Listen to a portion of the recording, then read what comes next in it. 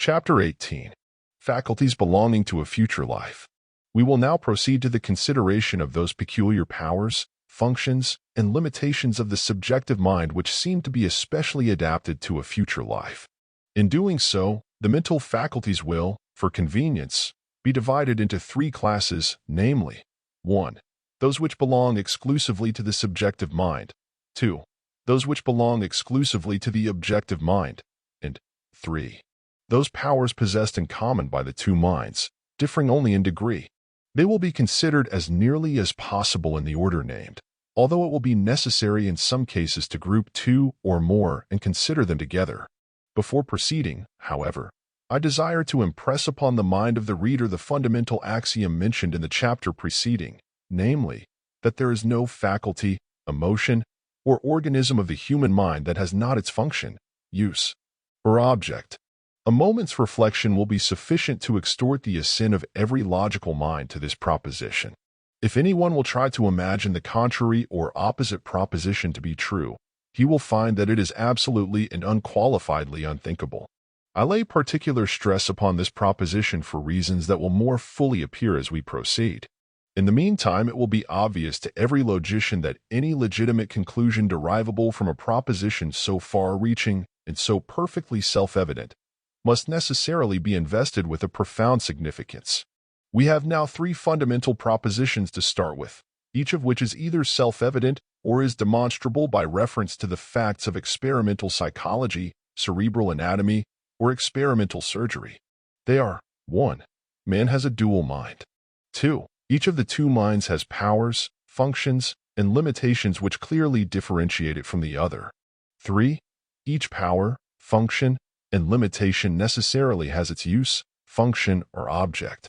The first and second of these propositions have been clearly demonstrated by the facts of experimental psychology, cerebral anatomy, and experimental surgery. The third is axiomatic. I will now add a fourth proposition which will complete the chain of logical premises necessary to a complete demonstration of a future life for mankind. It is this: 4. There is no power, faculty, function, or limitation of the subjective mind, which is peculiar to itself and which clearly differentiates it from the objective mind, that has any normal use or function in a purely physical existence. No one will deny that, if this proposition can be substantiated, the conclusion that man is heir to a future life is irresistible, for if every faculty has its use, and the subjective mind has faculties that are of no use in a physical life, it follows that those faculties pertain to a life or existence untrammeled by physical limitations. This conclusion is as scientifically correct as it would be to predicate the capacity to navigate the air of an animal with wings, or the capacity to fly, swim, and walk of a fowl with wings and webbed feet. If anything were needed to add logical weight to this argument, it will be found in the fact that the converse of the fourth proposition is also true, namely, there is no power, faculty, function, or limitation of the objective mind, which is peculiar to itself and which clearly differentiates it from the subjective mind, that could have any possible use or function in any but a physical life. Standing by itself, this proposition is purely negative so far as the question of a future life is concerned. But, considered with reference to the fourth proposition, it affords a contrast which is as striking as it is important, in that it demonstrates that the two minds are adapted to two different planes of existence, and that neither is adapted to the other. We will first consider the bearing of the law of suggestion, and its corollary, the limitation of the reasoning powers of the subjective mind, together with its power of intuitive perception or cognition of the laws of nature. As we have already seen, these powers and limitations are peculiar to the subjective mind. It has also been pointed out that the limitation of power incident to its control by suggestion is a necessity, for the obvious reason that one mind must necessarily be normally under the absolute control of the other if harmonious relations are to be maintained. There are an infinite number of reasons why the objective mind should be invested with that responsibility, and I certainly know of none against it.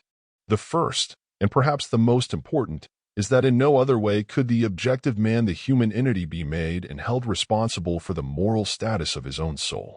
In other words, it is by this means, and by this alone, that man is constituted a free moral agent.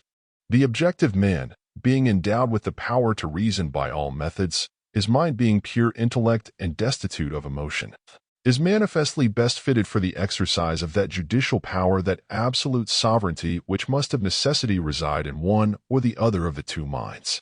On the other hand, the subjective entity, being the seat of the emotions, and charged in this life with but the three normal functions, which constitute the master passions of all animate nature, must necessarily be under the dominion of some moral force capable of restraining and regulating those passions and directing their current into legitimate channels / otherwise man could never have been elevated above the level of the brute. Certainly not above the status of the most primitive savagery. Civilization would be impossible, morality would be nameless, and religion non-existent. It will thus be seen that for the purposes of this life the law of suggestion is a necessity. If this life were all, and the three normal functions of the subjective mind were all that pertained to it, it might well be asked, why the necessity of a dual mind? And it would be difficult to find a rational answer. But when we postulate a future life for man, we find ample reason, not only for two minds, but for the limitation of power in the subjective mind. For it must now be observed and borne in mind that those limitations of power pertain exclusively to this life. But why the necessity for limiting the reasoning faculties of the subjective mind, thus depriving it of that power which invests the objective mind with its supremacy and dominion over the forces of nature? There are two answers to this question. The first is that it is a corollary of the law of suggestion, for that law could not exist if the subjective mind possessed the power to reason independently, and it is therefore an absolute necessity for the purposes of this life. The second answer is twofold. Firstly, there is obviously no necessity for the subjective mind to possess such a faculty, even if it were possible for the two minds to exist together in harmony, since the objective mind possesses it and is the controlling and responsible power in this life. Secondly, the power of the subjective mind to reason inductively is neither necessary nor possible, for the reason that it is endowed with the faculty of intuitive perception or cognition of nature's laws, independently of objective education. A few words will make this proposition plain to the most superficial reader. What is induction? Induction is a method of inquiry. It is the slow and laborious process of investigation by which the dull and plodding objective mind of man is enabled to learn something of the laws which govern the universe. It is the one faculty which enables him to be certain that he knows something. It is the one weapon which enables him to conquer the forces of nature. It lends accuracy to learning, permanency to progress, and stability to civilization. But it is of the earth, earthy, for it belongs alone to the objective mind. It is a function of the brain, a product of organic evolution, a faculty developed in response to the necessities of man's physical environment. I repeat, it is of the earth, earthy. It can have no place, or power, or function in the future life, for the simple reason that it is not a necessity of that plane of existence.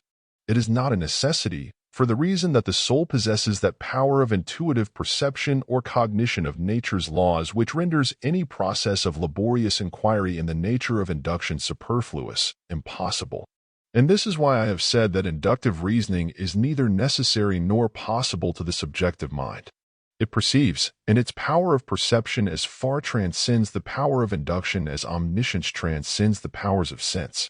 It is, in fact, the power of omniscience, and its possession by the human soul demonstrates its kinship to God, for God himself cannot reason inductively. Induction, as one had before remarked, is a finite process of inquiry into something which finite man does not already know. To suppose an omniscient God to be capable of induction would be a contradiction in terms as gross as it would be to say that a triangle is rectangular. Again, it must be remembered that this power of intuitive perception of nature's laws has no legitimate place in earthly life. This is amply demonstrated by the fact that only occasional glimpses of phenomena can be obtained which render it certain that the power exists as a part of the mental equipment of the subjective mind. And these glimpses can only be obtained under the most intensely abnormal conditions of the body or of the objective mind, or of both. This is a fact within the knowledge of the most superficial observer, but it will be more fully dealt with in a subsequent chapter. Furthermore, its lack of legitimate function in this life is shown by the fact that, outside of the domains where demonstration by other means is possible, we can never be certain of the verity of subjective perception, owing to the ever-present power of suggestion. That is to say, when the power of perception is exercised, say, in the field of mathematics, we have the means of testing the accuracy of the alleged perceptions, but when we have not the means of verifying the alleged facts, we can never avail ourselves of the alleged information, for the reason that we cannot know to what extent the law of suggestion has operated as a factor in the case. It comes to this, therefore, that we can never be certain of the accuracy of alleged intuitions unless they are otherwise verified, and they cannot be verified except by the exercise of the powers of objective reason. It follows that, so far as the mental operations of this life are concerned, the subjective powers of intuitive perception are superfluous and useless. If they were not so, that is, if they were normal and could be depended upon as a source of information, the objective powers of reason would be superfluous and therefore useless. Before we close this branch of the subject, one word must be said concerning the transcendent power possessed by the subjective mind of correct deduction from given or suggested premises. Although this power differs only in degree from the corresponding faculty possessed by the objective mind, it must, for obvious reasons, be considered in connection with the other reasoning faculties. This faculty is an essential concomitant to the law of suggestion. The power of suggestion would be of little avail if the subjective mind could not correctly deduce all legitimate conclusions from the premises embraced in a suggestion. It is true that wrong or absurd suggestions will lead to wrong and absurd conclusions, but the conclusions will be logically correct whether the premises are true or false. This is inevitable from the very perfection of the faculty of deduction, but it is compensated for in many ways, for it becomes a factor of the utmost value when a correct suggestion is made. For instance, in the moral training of the subjective mind of a child, if it is punished for stealing from or lying about John Doe, the lesson that it learns is not simply that it is wrong to injure John Doe, but that it is wrong to tell a falsehood or to appropriate the property of others. It is, however, too obvious to need illustration. That no suggestion could be intelligently carried into effect in the absence of this faculty of logical deduction.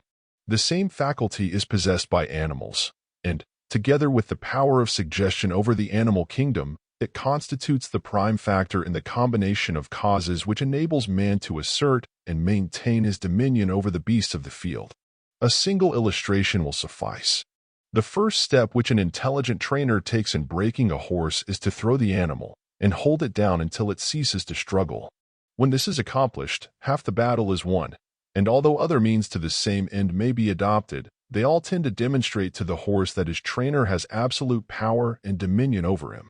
The rest is easy when gentle kindness and persuasion are employed to teach the animal his duties. Now, the first and most essential step named constitutes a suggestion to the animal that his trainer possesses complete mastery over him, and that it is useless to struggle against superior physical force. This suggestion, however, per se, applies only to the individual trainer, and but for the faculty of deduction, no one but the trainer could drive the animal. But the horse, from the suggestion that his trainer has power over him, deduces the conclusion that other men possess the same power. Otherwise, every new driver would be obliged to re-brake the horse. It will thus be seen that the subjective faculty of correct logical deduction from suggested premises possesses a far-reaching significance and importance in matters of everyday experience in this life. Concerning the part it may play in the mental operations incident to the life to come, it would, perhaps, be useless to speculate, although its concomitance with the faculty of intuitional perception is too obvious to require comment. Having briefly discussed the reasoning powers of the two minds, we may now pause to take our bearings and find where we stand at this stage of the argument. We have located and found a use for every reasoning or intuitional faculty of the two minds save one. We have found 1. That the faculty of induction belongs exclusively to the objective mind, and hence pertains exclusively to earthly life. 2. That the faculty of intuitional perception belongs exclusively to the subjective mind. 3. That this faculty of intuitional perception performs no normal function in earthly life, as is clearly shown by reference to the facts, a. That we catch only occasional glimpses of that faculty in the subjective mind, and know with certainty of its existence only by and through abnormal means in the most intensely abnormal conditions of the objective mind and of the body. b. That, owing to the law of suggestion, No conclusions arrived at by alleged intuitional processes can be relied upon in this life unless they are verified by objective methods of investigation. C. That the labor incident of verification is at least equivalent to that of making an original investigation of the subject matter. D. It is, therefore, not only abnormal, but superfluous and worse than useless on the physical plane. The conclusion seems irresistible that at least the purely intellectual part of the subjective entity belongs exclusively to a future existence.